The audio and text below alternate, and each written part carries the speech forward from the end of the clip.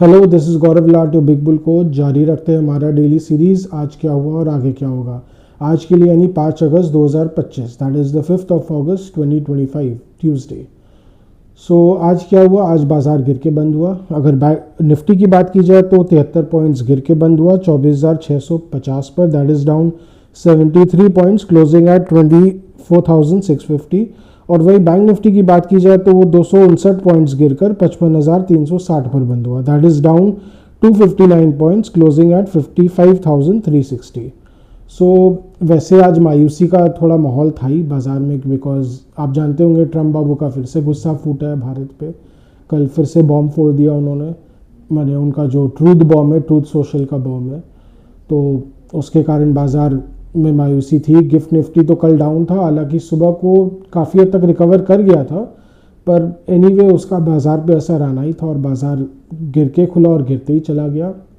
Nifty जो है वो सुबह कोई करीब ऑलमोस्ट 130 पॉइंट्स खिसक चुका था, 120 से 130 पॉइंट्स ओपनिंग ट्रेड में। और हालांकि 24,600 के पास जाके काफ़ी हद तक संभला, वहाँ पे बार बार निफ्टी को सपोर्ट मिला। उसके बाद फिर निफ्टी ने एक छोटा सा कमबैक किया टुवर्ड्स दी एंड, पर कहीं ना कहीं ओवरऑल बेरिश सेंटिमेंट था ही बाज़ार में, थोड़ा बहुत मायूसी का माहौल था।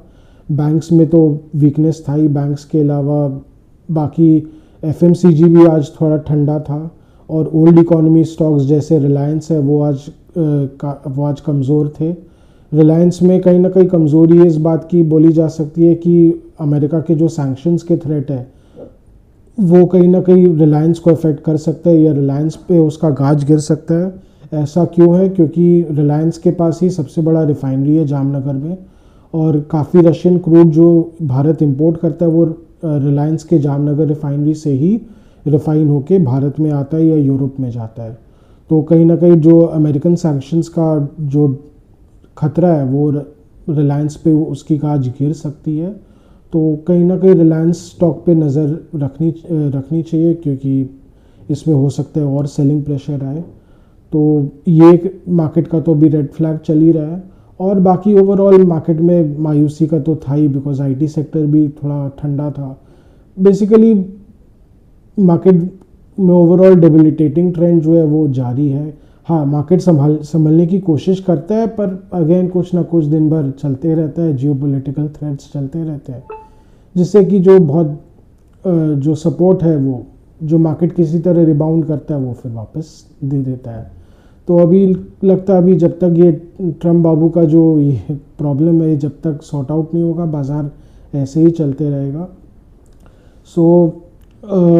आज उसके अलावा मिड कैप्स और स्मॉल कैप्स में भी थोड़ा ठंडा माहौल ही था। मिड कैप्स और स्मॉल कैप्स दोनों 0.3% to 0.4% आज गिरे हुए थे। कहीं ना कहीं थोड़ी बहुत प्रॉफिट टेकिंग भी आ रही थी, पर ओवरऑल बाज़ार का जो सेंटिमेंट है वो और जो ट्रेंड है वो वापस एक बार ख़राब हो चुका है।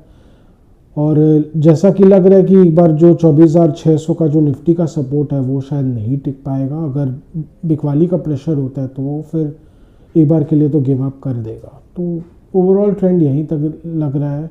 और अभी ट्रम्प बाबू ने फिर से ट्वीट कर दिया कि वो 24 घंटा के भीतर इंडिया के टैरिफ्स है वो बढ़ाने वाले हैं। वो कितना बढ़ाएंगे वो तो बढ़ाने के बाद ही पता चलेगा, पर सब्सटैंशली बढ़ा देने से तो फिर इंडिया यूएस जो ट्रेड रिलेशंस है वो बुरी तरह ख़राब हो जाएंगे। हाँ, ये बात अलग है कि ज़्यादातर ये जो जितने भी थ्रेट्स हैं वो खाली गुड्स को लेके हैं, सर्विसेज पे तो अभी कोई गाज गिरी नहीं है, पर कहीं ना कहीं लॉन्ग टर्म में सर्विसेज पे भी गाज गिर सकती है। तो जैसे जैसे एक डेवलपिंग सिचुएशन है, जैसे जैसे होगा मार्केट वैसे ही अकॉर्डिंगली रिस्पॉन्ड करेगा।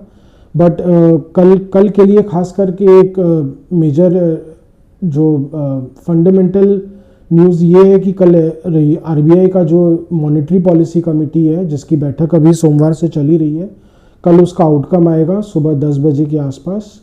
कहीं ना कहीं मार्केट ये आस लगाए बैठा है कि कल फिर से आरबीआई एक कट करेगा, रेपो रेट कट करेगा 25 बेसिस पॉइंट्स के आसपास। 50% चांसेस है कि ऐसा होगा, क्योंकि बाज़ार में जो मायूसी का माहौल है उसको कहीं ना कहीं लिफ्ट अप करने के लिए हो सकता है आरबीआई ये कदम उठाए, थोड़ा इम्पेटस देने के लिए डोमेस्टिक कंजम्पशन को, डोमेस्टिक ग्रोथ को। तो कहीं ना कहीं लाजमी है, क्यों बिकॉज माहौल भी ऐसा हो रखा है, तो हो सकता है आरबीआई जो कदम हो सकता है 3 महीना बाद उठाता, क्या पता अभी उठा ले। तो अगर ऐसा होता है तो बाज़ार के लिए तो अच्छा रहेगा, नो डाउट। कितना ये बाज़ार को इफ़ेक्ट करेगा, कितना ऊपर ले जा पाएगा, ये तो देखने वाली बात है। पर चूँकि जैसा कि हम देख ही रहे हैं कि 24,800 से लेके 25,000 का जो है वो बड़ा कंजेशन जोन है। कहीं ना कहीं बाज़ार वहाँ से बार बार घूम ही जाता है। कल और आज में भी ऐसा ही हुआ। बाज़ार जो आज 24,760 के ऊपर था, वहाँ से एकदम से खिसक के नीचे आ गया, क्योंकि एक बैड न्यूज़ है वो वही काफ़ी रहती है बाज़ार के मूड को ख़राब करने के लिए। सो अभी ऐसे ही डावाडोल रहेगा और स्टॉक स्पेसिफिक प्ले तो चलते ही रहेगा। डिफेंस सेक्टर में तो अभी बहुत अच्छा प्ले चल ही रहा है। कई सारे चुनिंदा डिफेंस सेक्टर्स में ऑलरेडी बहुत अच्छी बढ़त हो रखी है, चाहे वो डिफेंस शिपिंग वाले हो जितने भी, जैसे मजगांव डॉक है, कोचिन शिपयार्ड है, गार्डन रीच शिपयार्ड, इनमें ज़बरदस्त तेज़ी देखी जा चुकी है। उसके अलावा और भी जितने भी नए नए कई सारे प्राइवेट डिफेंस प्लेज लिस्ट हुए, उनमें भी इन्वेस्टर्स की खासा नज़र है।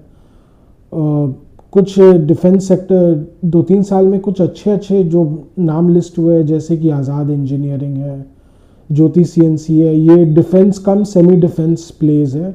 उनमें इन्वेस्टर्स ने बहुत अच्छी खरीदारी की है। तो जिन निवेशकों को इन सेक्टर्स में अभी ज़्यादा रुझान मिल रहा है, तो इन स्टॉक्स पे नज़र रख सकते हैं, या इनसे जितने भी रिलेटेड स्टॉक्स हैं इनमें अपॉर्चुनिटीज़ देख सकते हैं। इनमें अभी बहुत बड़ी लॉन्ग टर्म अपॉर्चुनिटी है, इसमें कोई डाउट नहीं है। उसके अलावा केमिकल स्टॉक्स में भी तेज़ी आ सकती है आने वाले टाइम में। बिकॉज ऐसा क्यों है, क्योंकि कहीं ना कहीं मिसाइल से रिलेटेड है। हो सकता है भारत को आने वाले समय में बहुत बड़े पैमाने पे मिसाइल्स और एक्सप्लोजिव्स लगे, तो एक्सप्लोजिव्स का बहुत बड़ा सप्लाई केमिकल सेक्टर ही करता है। तो केमिकल स्टॉक्स में निवेशकों की नज़र रहनी चाहिए। केमिकल्स और जो डिफेंस को भी सप्लाई करते हैं, उनमें तो अच्छी तेज़ी आने वाली है। आज का डेली वीलॉग यहीं तक रखते हैं। आशा करें कि आपको हमारी वीलॉग्स अच्छी लगे, हमारी डेली वीलॉग्स अच्छी लगे। एनी सजेशंस और any comments, do comment on our videos और write to us. We are always open for suggestions.